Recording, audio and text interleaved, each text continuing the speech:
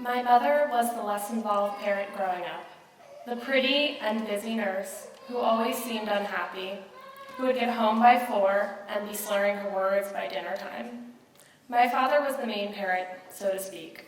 We attended synagogue together, trekked to lunches and museums. I knew my dad had an anger problem, but he was the sober one, the one who wanted to hear about my day, help with my homework, and spend time with me.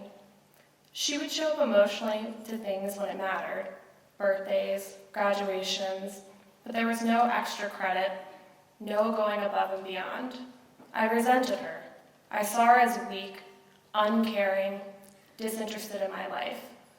And even when my dad's anger problem directed itself at me a few times, I still chose him as my go-to parent.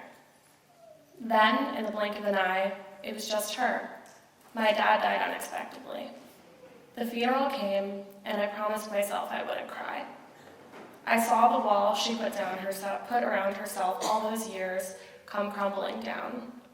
I didn't want her to completely unravel, so I thought maybe if I were stronger, I could keep her together.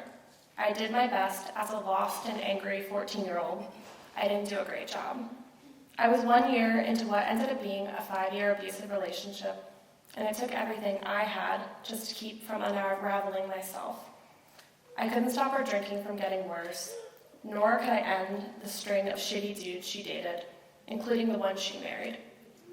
I left the house at 18 and maintained a cordial but distant relationship with her and my stepfather. Then again, unexpectedly, she was a widow. I thought this was it for her. But after the initial shock and horror wore off, she took it coolly and calmly. She made plans to move across the country to live near her best friend and adopt a slower and quieter pace of life. She became more involved in my life. I was planning my wedding at the time, and much to my surprise, she cared. She showed up emotionally. The first visit with my mother after her move was also the end of my first semester of my psychology grad program, with a focus on intimate partner violence. She drank heavily that first day and interrogated me about why I cared so much about this topic.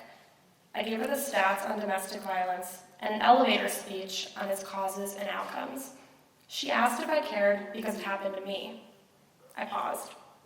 I was 24 then, 6 years out of my abusive relationship. I was open with most everyone in my life about the abuse I'd endured.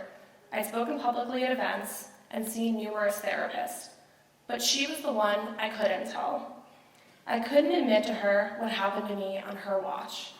How vividly I remember the night I came home covered in blood, walked past her room, and got nothing beyond a slurred hello.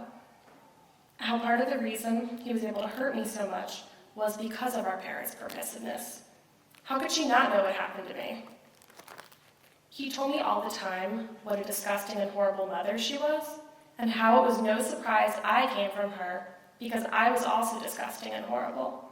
And I was lucky he saw past that and loved me anyway. I told her we could get lunch that week and talk about it. I could see her fretting over our shared pizza. I was direct with her. Yes, I was abused. Yes, he hurt me in many ways, and it still lingers. It went on in your household, and you did nothing to stop it. Why didn't you save me? She cried immediately. She knew there were issues, she said, but she didn't know how serious they had been. She failed me, she said. She paused and told me that my father had also hurt her. He berated her, resented her for making more money, teased and taunted her, made her feel stupid and unlovable. He got physical with her at times. If he was still alive, she said, they would not be married.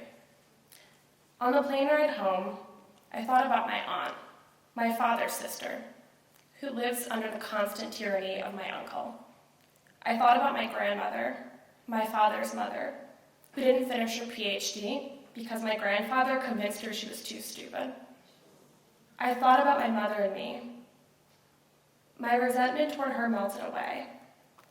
I felt a deep sadness and grief for the life she could have had, a life which has been mostly spent sitting on her porch, drinking beer, and staring out at nothing. I felt closer to her. I understood her, and I accepted her. She'll never be my dream mother, like my friends' mothers, who go on adventures with them, attend yoga classes together, go out for lunch, and who always show up emotionally. But she's my mother. I've let myself see the other ways we're similar beyond our trauma. We both have foul mouths, huge laughs, are quick to hugs and tears, love to baby talk our cats, and want nothing more than for the people we love to be happy, even if we can't always make that happen. She's damaged, complicated, and resilient, like me.